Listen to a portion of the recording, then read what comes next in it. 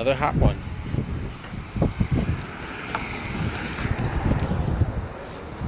Now you know it's hot when the dudes who are working outside are hanging out behind the generator trying to get cool because it's the only shade they can find. That's hot. So hey everybody, I'm Louis Porter Jr. and you're watching Transparency Agenda Daily here on, what is it, Monday, the 23rd of July. It is another good weekend. Comic-Con has come and gone, and there have been things released. There have been promo stuff. There's also some great trailers. So before I talk about that, I just wanted to talk about a little of that before we get into the whole San Diego Comic-Con, because once again I missed it again. But still, we'll talk about that in a second. First up, I saw the Expanse RPG that Green Ronin is doing. Their Kickstarter started. It's already up. I guess it started, I don't know when, maybe like at 12, which I'm assuming. And it's already at, $9,000 last time I saw. So, and the minimum they're trying to get is 30. So I'm pretty sure they're going to do pretty well. Here's a little fact that some people don't know. Hey Larry, I'm not a fan of The Expanse. I watched the first season, I think half of the second season, and I was really like, yeah, I'm done. It just, for some reason, I don't get it. A lot of people love it. I'm not sure what I'm missing, but there's some things I don't like that I haven't seen, that as a geek you're supposed to have seen, but I don't always. Like, I've never seen any of the Harry Potter movies, not a one. I never read the books. It's funny, fantasy and books like that don't kind of interest me. It's just not my thing. I've never quite understood that, but sci-fi, yeah. Fantasy, not always. And when it comes to magic, I think magic is tough. I think magic is a tough thing to do well, for, I'd say, an urban-esque youth as myself growing up. I think you have to present it in a different way. I always said if they presented magic kind of like what Deadlands did. I thought Deadlands was brilliant about this. They hid the magic in the whole book of games. So like when you played and you gambled, you knew the right thing. You could do this. You could have like that access to that and do magic. I thought, well, that's a great idea, and it fits in with the setting. I always said the coolest thing could do would be if you made like magic music. And people were like, huh? What do you mean? It's like, okay, music, the actual, and I use rap music, this is the best way to say it. If you think about music in itself, the early stuff, the rock and roll, the really, really aggressive stuff, the really like early awesome stuff, it's always done by some young kids with a lot of power, a lot of energy. I think that is like how magic is. Music changes lives, but you hear stuff, it's the same kind of thing.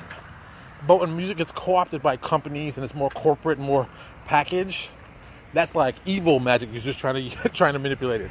So like early music, like rap, is like very fundamental, incredibly powerful magic. But you look at what rap has done. It's gone over the globe. It's that kind of thing. And so it'd have that same kind of effect. I think that's always a cool idea. See, that's how I see magic in a modern setting, something like that. But that's just me. I mean, it's not for everybody. But I always said I could do a cool show where all the spells are hidden in the music, and one of them, and I had this scene. I've written this scene like a million years ago, but I'm gonna put it in the TV show if I ever do this thing. This little kid gets kidnapped, and it's like, well, it's not even really kidnapped. This little kid's in the back of this alley, and it's raining, and it's dark, and and these three guys are coming up on the little kid. Hey, Leonard, are coming up on the kid, and in the background there's some shadowy guy in the back. You're like, who's that guy? And he comes up, and the three guys like turn and look at him, look at the shadowy guy in the back. So he's like 30, 40 feet away. And the three guys are like, get the hell out of here. Da-da-da. And so the guy goes, release the boy or be removed from the book. And I'll tell you that after I tell you the whole thing. So they all look at him all weird, like, who the F is this guy? Then all of a sudden, in the background, the music starts playing for Fistful of Steel from Rage Against the Machine. All of a sudden, this guy raises up his hand, and as he's raising up his hand, this magical glowing golden gun appears in his hand, and he starts shooting these guys down like pop, pop, pop, pop, pop, like, holy God. And then, of course, a little hand-to-hand combat scene, da-da-da-da, boom. And that's the whole thing. So the kid they're stalking is a really important magic user. Those 3 guys you saw, they actually were devils. The guys using the golden gun is actually a sorcerer. And, the music is how they hide the stuff. I thought that could be a great idea. Hey, Stacy, I thought that'd be a great idea. You can put it on TV. You kind of kill 2 birds with 1 stone. You get the access to the music that people want to play. It's going to be popular. It can be cast as, some of the secret spells. But then you can also get older songs that people wouldn't suspect would make awesome music and spells. So that's an idea I've had for years. I should actually talk to one of my friend of mine, Mark Viniello, about it. Because I'm sure he'd be like, we could do this. This could be something we could do. And, so there you go. Plus there's more to that story. But that was just the opening scene. That's it. That'd be cool. Music. So, back to all the fun stuff. So I think, just stuff like that can be done. You just got to think out ways to do it. So, like I said, I think The Expanse will do probably very, very well. Green Ronin has a great history for doing that kind of stuff. I think more people will enjoy it. But like I said, for me, I want to look at it because I'm sure it'll be awesome. But I don't know if I want to support it. That's more of a personal issue, not more of it's a quality issue. Yeah, I know they don't have an issue with quality. But hey, it's not for everybody. So let's talk about San Diego Comic-Con. All right, first and foremost, trailers. Okay, saw Godzilla's trailer. I got it, but I didn't get it. I have to admit, having seen, good Lord, I just lost the name. And I saw it this weekend. How you doing? I can't remember what was the name of the movie now. Guillermo del Toro. I keep thinking, what is the name of the movie? I cannot think of the name of the movie. Big monsters and robots. Which I can't figure out. I thought, that to me, what I thought Godzilla might be. I was kind of hoping to be kind of that. That. Hey, Michael. I thought it would be like that kind of look and feel. But it wasn't really that. It was very, I like Godzilla. I'm of that age of loving Godzilla. I mean, I grew up in, Godzilla was very, very popular. Guys in rubber suits fighting, Ultraman, that kind of look. I think that's necessary. I think that's kind of like, not even just necessary. Pacific Rim. There you go. That's the movie I can think of.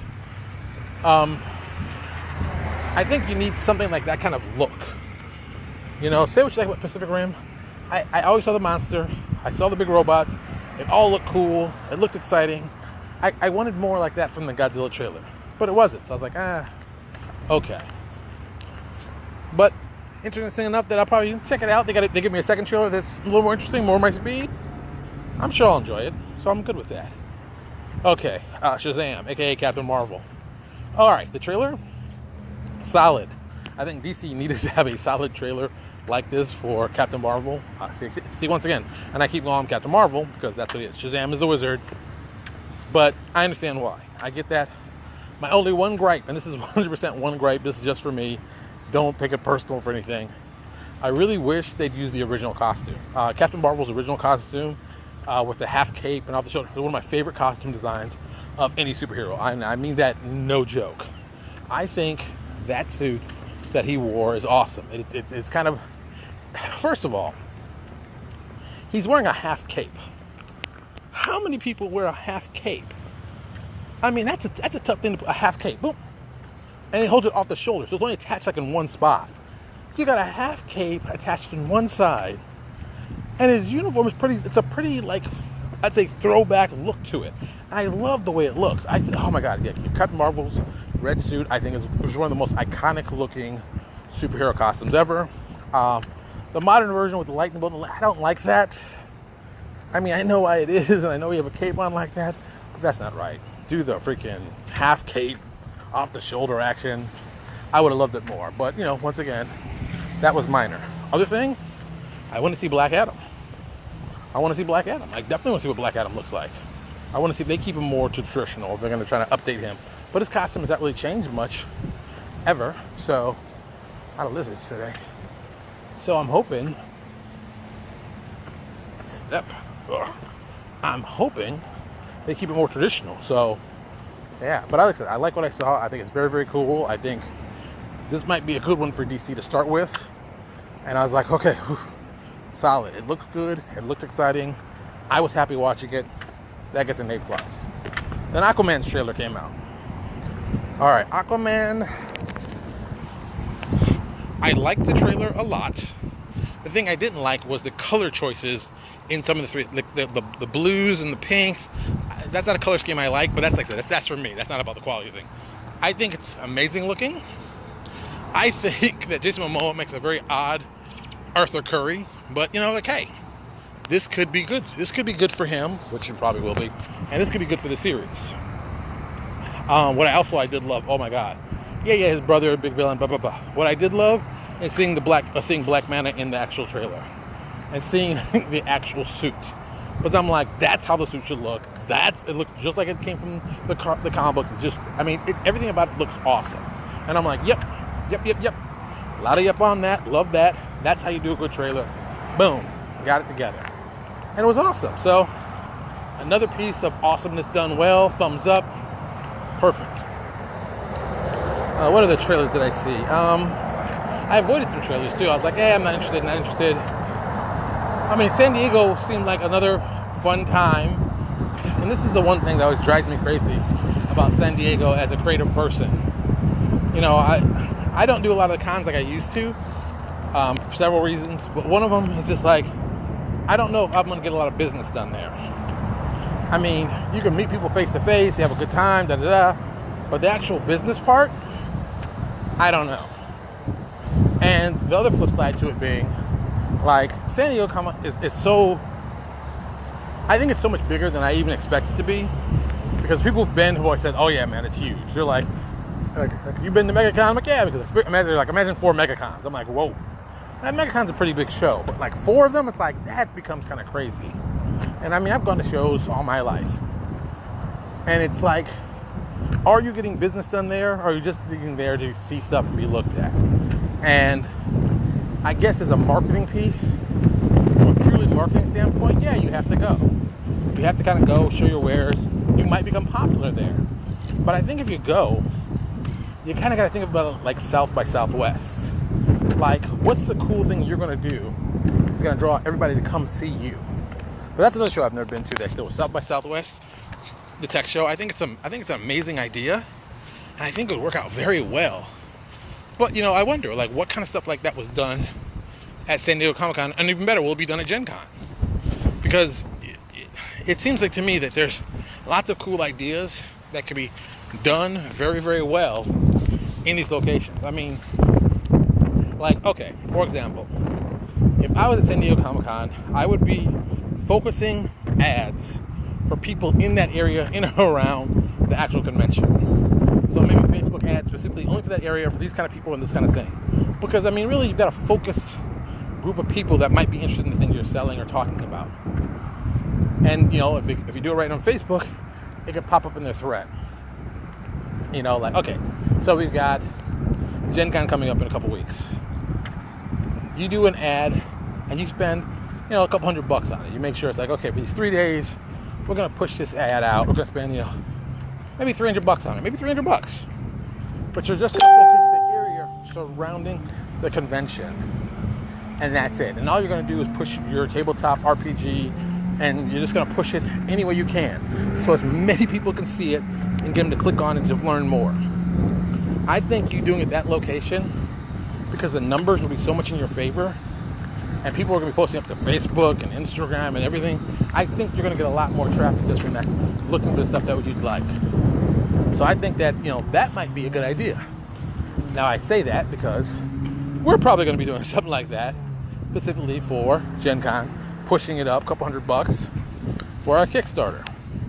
Our Kickstarter is going to start the 18th. We've got the 17th doing our pre-release party or release party. So yeah, we're going to be pushing it like crazy. And here's the thing. What if we get, you know, new people who have never seen this before are like, oh, I've never seen this before. What is this for Pathfinder, for D&D, whatever. What if we get those people interested just by pushing this little video in this little test? Now, like I said, it won't cost you much, relatively speaking. And the number of people you're going to get in that one location might be worth it that you can't believe. But think about it. Focusing on that area, let's just say, they say, you know, I forgot how many people they said actually come to Gen Con. I'm going to say let's say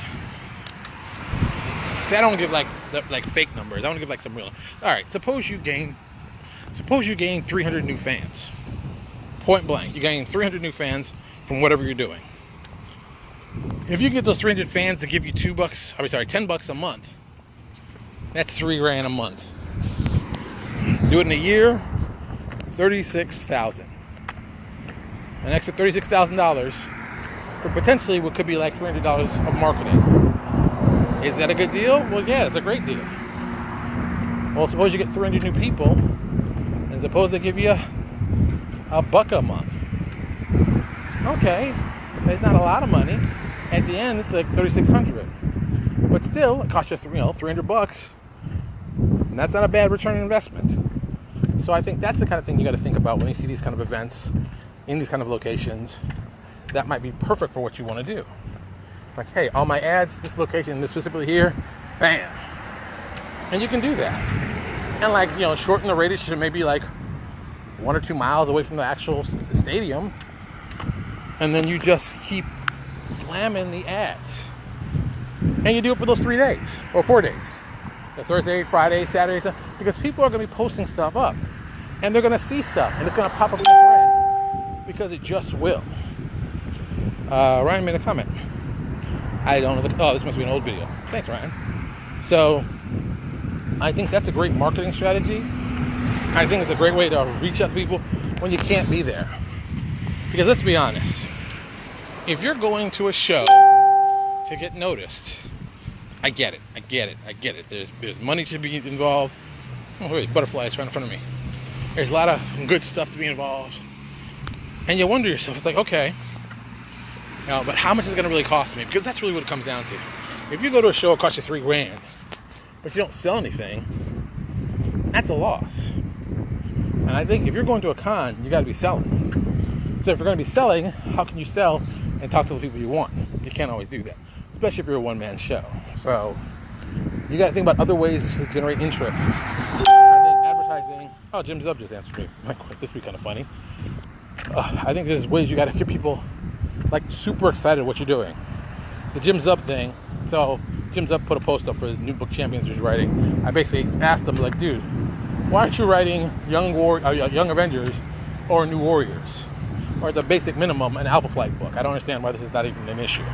I'm a big fan of Jim Zub. He's come on, done the show. Cool guy. Plays gaming. Writes for comics. Teaches animation in Toronto. So a lot of good things going on with that guy. If you don't know who he is, you might want to check out Jim Zub. It's Jimzub. Yeah, Z-U-B. He's got a lot of books. His newest, actually not newest, but his book, Wayward, got optioned to be done into an anime in Japan. I bought the first 3 trades. Very interesting book. I think a lot of people will like it. I think we'll have a very big fan base. I think Jim Zub will become a big name in the industry. Now, I'm saying this now, which really means he probably will be, because I'm notorious for that, like naming the guy out and then all of a sudden become big and huge. So I can say, I knew him when. I did some stuff with him when. So I'm telling you, Jim Zub will be a big name. I think Jim Zub, if he does it right, could possibly be as big. You know, I think he could even be bigger than Joss. I think Jim is still young enough. He could be bigger than Joss. I think he can do innovative stuff, even more innovative stuff than Joss. I think that he could be the hot, independent guy. You know, he could be Joss Wheaton 2.0. That's another way to think about it. That's just me, though. What can I say? And so back to San Diego Comic-Con and Gen Con. So think about, advertising at these locations. If you know your area's got a big con, a lot of people are going to be there doing stuff for a comic book, whatever, advertise. Use Facebook, advertise, spend a couple bucks, spend some bucks. And that's another thing. People are like, well, if I spend that money, I don't know. Yes, you know. You'll know when you get new fans. Doing awesome stuff and putting awesome stuff together and getting new fans is a good way for you to push stuff. Like for the last month, a lot of you may or may not know this, but I'll tell you, I've been focusing on putting out stuff for our new Kickstarter coming out in August. Well, at the same time, I've been trying to acquire new fans to our page. Now, when we started this thing roughly about a month ago, we had about 800 people on our page. That's LPJ Design's Facebook page. Currently, last time I checked, early this morning, was 990. less than a month, we've added over 180 people. People are like, well, that's not really a lot of people. Well, if you think about when I said, 80 people, I've added more than 20% in a month. Come on. I just think it's got a lot of potential there. I think it's got a lot of, that's a smart thing. Could you imagine if I could keep increasing our page 20% per month? Think about that. Think about how crazy that sounds. You go 20% per month. So month 1, you get 100. Month 2, 110. I said 20%, sorry. Month 2, 120. Month 3 would be 12, 24, 144. Month 4 would be 30, 178. You're about to double it in 6 months. What was the math problem they always told us? You want to figure out how fast something doubles. If you can increase whatever you're doing 15%, whatever specific amount, time, date, whatever, within 5 years? Well, that's used for business. For every year you do, for 5 months or 5, you'll double it. So that's why companies are always like, we want to raise revenue by 15%. Because they know if you raise revenue by 15% for 5 years, you'll double your sales. You'll look like a genius. So whatever you're doing, think about it the same way. How can I get 15% increase on a regular basis, whatever that might be? There you go. That's how you do it. See, it's not really complex. It's just a lot of figure things out and figure what you can do to play to your strengths. I played to my strengths. We put out a lot of product, number 1. We shot a lot of videos, number 2. We also, let me clip in here. We also put up a lot of art. I put up a lot of art of stuff that we've done specifically, and other cool stuff I found in Pinterest that I thought people would like. I gave people reasons to look at the cool art, and that's what you did. Well, that's what I did. That's what you do. You get people excited about what's going on, and if they get excited about what's going on, they may stick with you. They may check you out. They might want to see more, and you keep continuing, and you build your fan base. Continue to keep building your fan base. Let it get bigger. When I get to 1,000 people, that's a lot. That's a lot of people. 1,000 people is a lot of people. Let's just be blunt about it. 1,000, especially in a field like this, is pretty nice. I know other guys who have more than that. And you know what? I'm always watching what they're doing, how they're gaining more people. But I figured it out. Like one of the biggest ones who has a lot of people is Cobalt Press. They've got about 16,000 people that are fans of their Facebook page. Okay. How big is Cobalt? Pretty big. They do pretty well. They put out a lot of product. So, maybe it's something that I need to focus on. Because apparently it works well for them, getting more people reading, stuff like that. So why not do that? Why not focus on that? Why not make that my agenda per se? I think it's a good plan. Plus, at the same time, if you do it right, you can do it by helping out other people.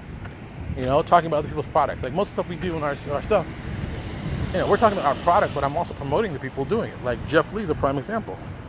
Jeff Lee did some work for us. I've been talking to Jeff for years. Jeff, I met Jeff 6 years ago. And out of the 6 years of working with me and stuff, he's been able to see a lot of great stuff. I'm just thinking, there's ways to do this, there's ways to make it exciting, and there's ways to be exciting about this. What can I say? All right, that's it for now. I'm almost back to work. It's a million degrees. It's so hot, but it is what it is. So think about all the cool things you can do when a big con comes to your local town, and see if you can do best to, maximize that to help you get more people interested in what you're doing and selling more stuff. That's it. I'm out of here. I will talk to you all later.